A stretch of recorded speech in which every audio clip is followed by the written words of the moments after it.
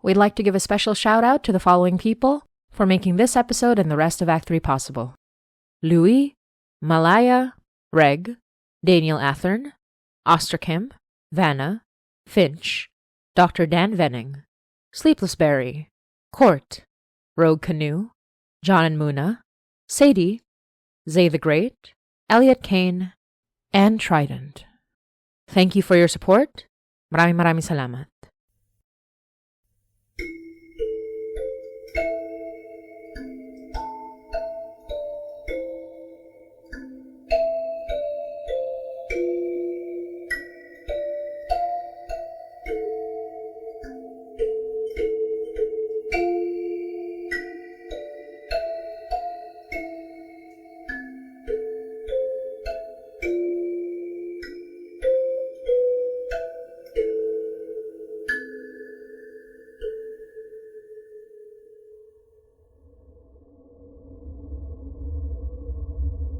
You're listening to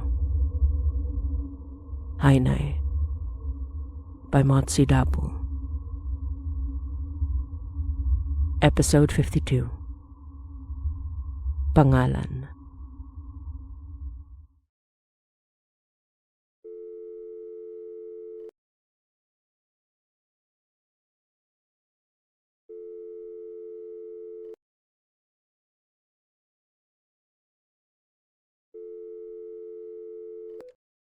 Hainay. I told someone, Donner, about this. You'd think that admitting that I talked to myself and lie about it would have him running in the other direction, but the opposite happened. He and I, we spent Christmas together. It was nice. I didn't tell him the whole of it. That I keep these recordings because I believe, I know you'll wake up someday. And you can hear about my life. The things I've done. The things that have happened to me away from home.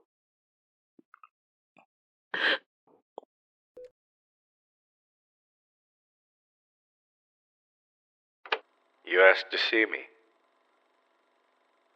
I had some more questions, and I thought I'd engage in good faith.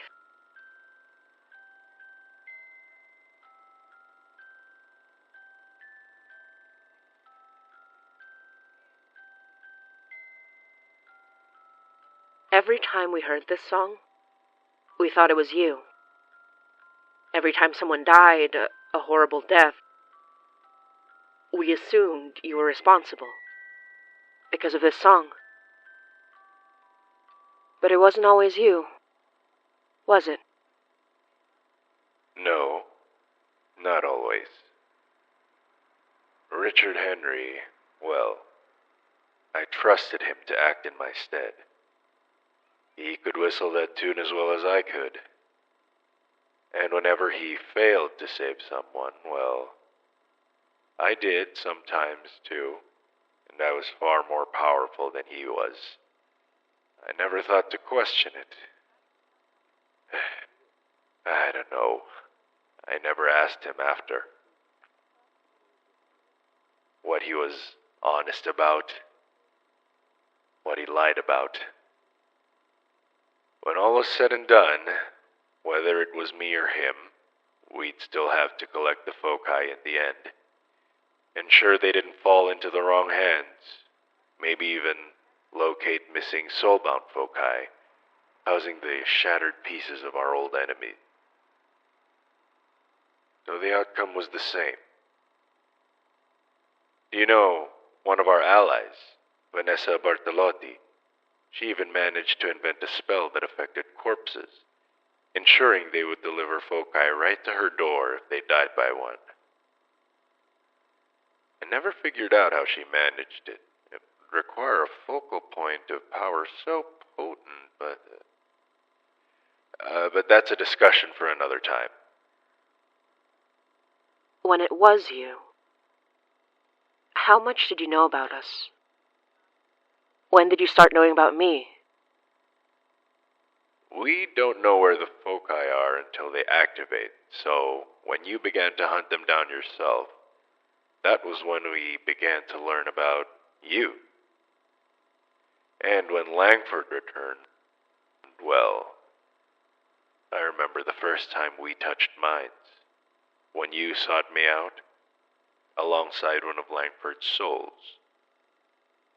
A surprise, to say the least, mostly because Langford was never powerful or learned enough to do what you did. I didn't know you too well then, but you weren't my enemy. Langford was. So I sought him out. Realized he'd taken hold of a man, a natural user, with immense stores of magic that put us all at risk. With a bit of subtlety and glamour, I slipped his true name into your research because I wanted to see how well you'd do before I had to step in. And you succeeded. It was astounding. You were astounding. Yeah, thanks for the help. You were doing amazing things. Saving people. I thought it would be better to leave you to it. And I lost track of you for a while after the Christie house. Moreover, I was trying to figure out what was causing such a spike of activity from the foci. Why so many were activating so close together. This many activations in 1 year is an unnatural frequency, and worse still, Richard Henry was starting to act strange again, similar to how he was decades ago, right before he betrayed me. I don't know how much you know. Enough. I know you kept him around, even after what he did. Why? Well, I was fairly confident I could control his more traitorous urges and keep him a useful ally.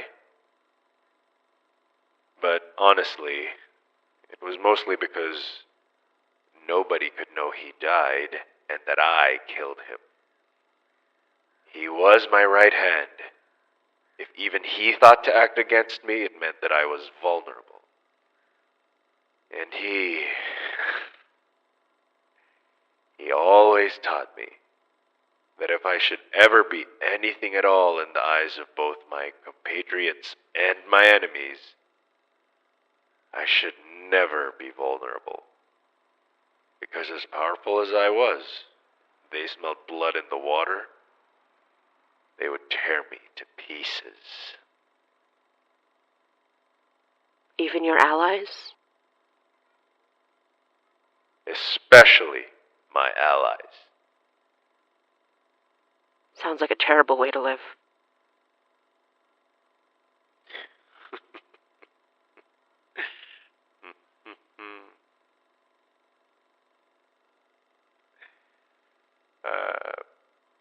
May I see him, Richard Henry?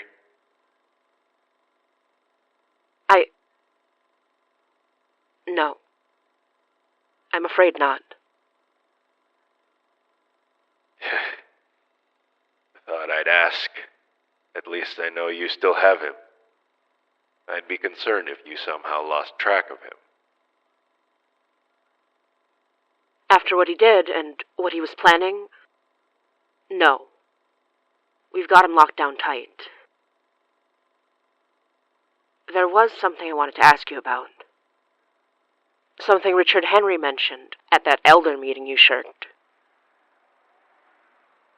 The one you so cleverly infiltrated.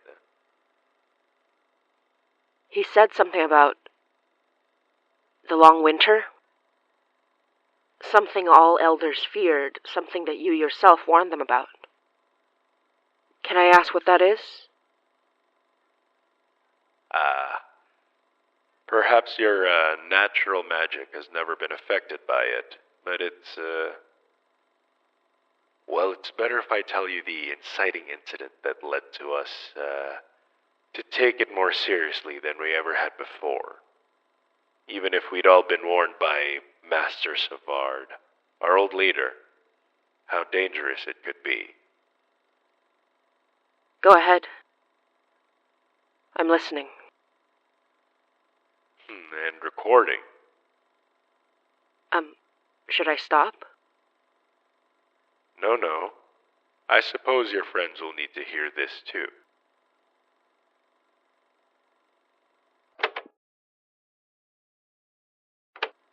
There was an elder. His name was Clarence Thompson, and he was a monster. Trapped people in his basement, made them afraid. It was an experiment for him, a way for him to maximize his power. I wouldn't have known about it if not for one of my allies, Mari Datuin, an old friend of Thompson's. He was on the older side even when I started in the Ordo, but he was always a friendly face in a way Thompson never was. I didn't know where Manfred's loyalties lay until Richard Henry received a message from him one night, in the dead of winter. Thompson, he said, had been sacrificing innocents.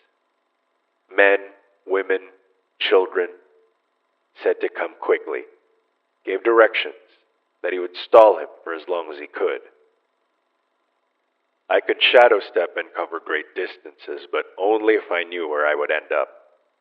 I had no idea where this cabin was beyond Manfred's directions, so I was able to get as far north as I could, and I had to walk the rest of the way. Not an insignificant distance, but I had many spells for warmth, and the rage kept me energized. When I arrived, well, I didn't expect to find what I did. How much do you actually know about the long winter? I've seen it mentioned in my research, but I don't know what it is other than, well, context clues. Quite the research.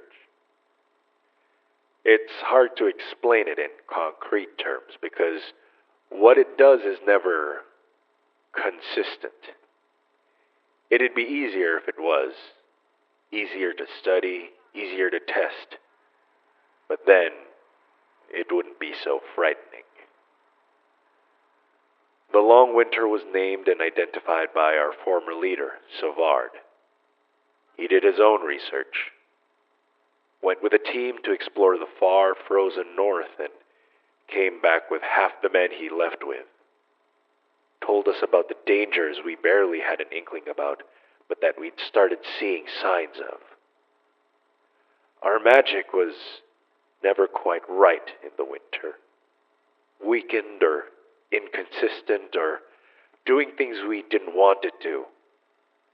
I think I remember one of our ilk blowing himself up in the dead of winter, trying to cast a spell too advanced for him. But he was an incompetent, so irrelevant to our leader that I don't even remember his name now, so it could have just been human error. When I asked Master Savard about his expedition, he never wished to speak of it. You have to understand, he was, as a leader of elders, he was fearless, terrifyingly so. But when I mentioned his expedition north, I thought I saw the barest hint of fear pass his eyes before he dismissed my questions. I tried to study it myself, test the limits of my magic in the winter, but the truth is, there was never more than the inconsistency, the weakness. I wonder now if it's because we were insulated by the city, the structured mundanity of our lives in an urban center, the electric lines, the stone and steel houses, and the tracks built on a grid. Because when I ventured out into the wilderness to seek Clarence Thompson, what I found was far beyond mere magical inconsistency. What I found was a corpse, flayed and crucified, frozen in the blizzard, like a blood-red beacon that might have led me to Thompson's cabin, had it not been for the smoke. His cabin was set aflame, and most of the roof was long gone. I would have let it burn, but I needed to confirm Manfred's accusations. Otherwise, the others might have questioned his motives, whether they believed Manfred was capable of a power grab or not. Manfred wasn't the type, you see. I put the fire out and searched the cabin. Found the blood on the floor where Manfred claimed to have bashed Clarence Thompson's head in, just to incapacitate him, though from how much blood was staining the wood, I knew he at least killed him. A temporary state for us elders. After a quick sweep of the main floor, I went down to the basement. There I found the worst of it. There was an unnerving stillness to it, freezing even without the wind from outside. A place that had never been warm, but never quite cold enough to kill. Just discomfort, a seeping cold that gets into your bones. There were corpses there, some missing limbs, all of them unfed, skin loose on their bones, still chained to the walls, just as the others had been. That was Manfred's accusation, you see. Clarence Thompson had trapped people in that place, tortured them, made them afraid, an exacting, constant fear, a nightmare without waking, starvation and dehydration to keep them delirious, using his power to burn these people or freeze small pieces of them off, terrorizing them for who knows how long. For too long. I wondered what would be better, to bury these people or let them burn with the house, so that their souls might be put to rest and not tied to the place of their nightmares. But before I made that decision, I saw it. In that dark, cold place, something shining black on the walls. Red when I finally made my own light. Blood on the walls. A meticulously drawn circle. A spell that, as a whole, was new to me, but made of components that I recognized. Spells and symbols and words and names. Well, two names. Clarence Thompson's and mine. How did he... A true name spell? With that much fear? That much death? Of course you know. Yes, a true name spell. I could guess what was going through his mind when he devised this plan. Why settle for the power and immortality he and all us elders were blessed with Savard's first gift? Why submit to new leadership? Why not simply cultivate your own fear-death? A garden, no, a crop of nightmares to harvest all your own. Moreover, why not use that power to make a play for another's? The most powerful man you know, now that Savard is long gone.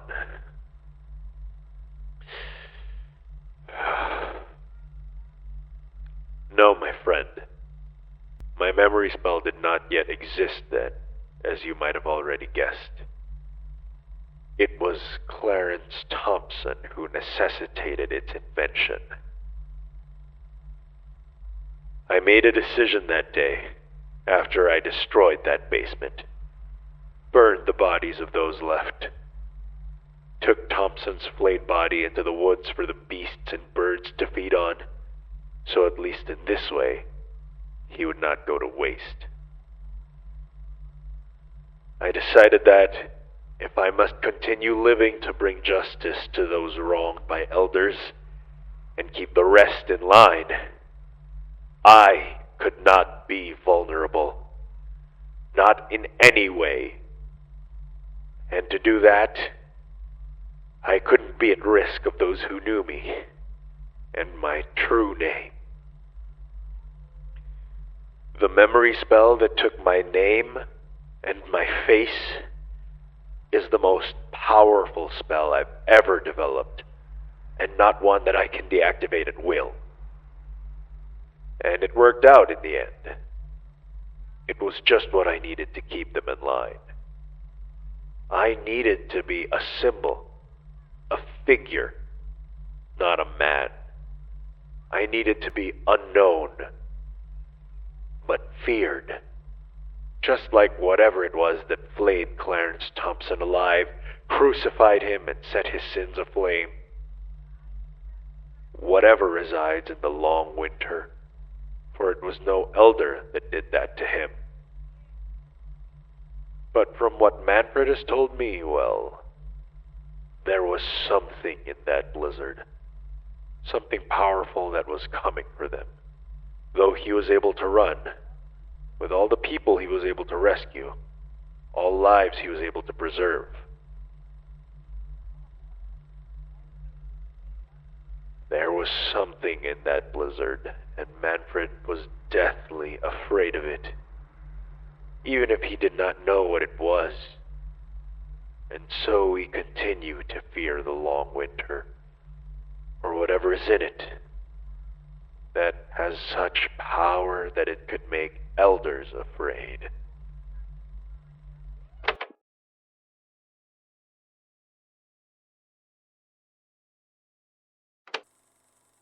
So, what do you make of it all, as someone with power unlike any elder? I think, well, I know there are things in this world that we as humans don't get to understand. I couldn't tell you what happened to Clarence Thompson, but I know that people that try to interfere with the natural order of the world tend to see the consequences of that. Are you comparing me to Clarence Thompson? No. You haven't done what he did. Not yet, anyway. I would never sacrifice the lives of others for my own gain. Just because you aren't the one killing them doesn't mean people won't die because of your actions. You're an elder. Your very existence is born of sacrificing the lives of others. I believe you mean well, but there are things human beings simply can't be allowed to decide. Whether it's a monster like Clarence Thompson or a benefactor.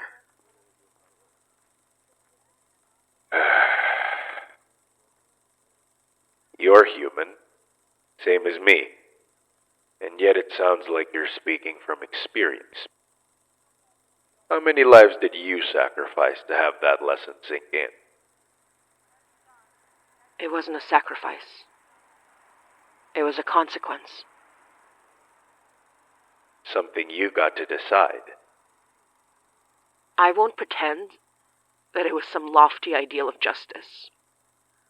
It was rage, revenge, to protect others in my mind, but still, the consequences came for me too, in the end. And what were those consequences? That for all your power, you still look so hunted. Loss. Loss beyond measure. Nothing new then. Not for me. Tell me, Why did you scare Jay away? Because I knew the other elders hunted him, and he wouldn't be safe in the city. But more than that, because he knew, without knowing. Without knowing? How? I don't know. But he was always cleverer than most. You know, he was the one who concocted every puzzle they put out for the paper that he worked at. When I was still masquerading as his young photographer friend, I saw how remarkably quick that man's brain worked, and how he put the pieces together in ways that nobody could ever understand. So, if anyone could find a way to remember my name without remembering it, I'm not surprised it'd be him. That was cruel, what you did to him. It was the only way I could think to keep us both safe at the time. I know how cruel it was, but he knew too much. And the fact that he wrote it all down in his Book of Elders was bad enough. How could I trust that he didn't do the same with the thing I spent so much power to hide? I haven't survived this long taking risks like that. If you couldn't trust the man you worked alongside for years, why trust me?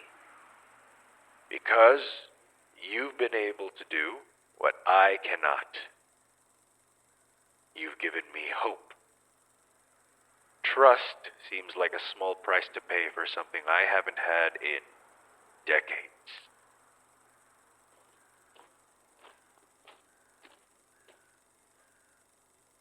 Will you still come if I call? Of course. Even if I still intend to stop you? If you go through with your plan? With how quickly the folk I have been activating lately, I don't imagine that's really your priority. But yes, I will come when you call, and I will come to you if I need your help.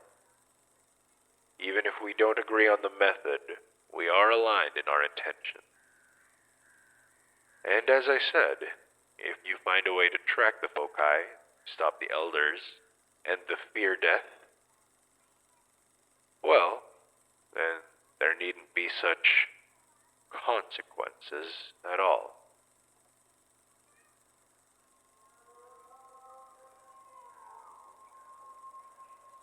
Farewell, friend. Ingat, friend. And, what does that mean? It means stay safe.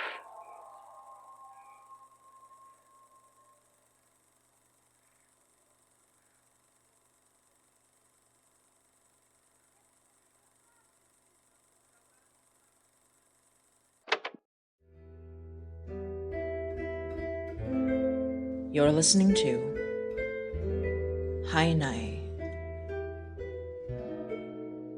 by Motzie Dapul.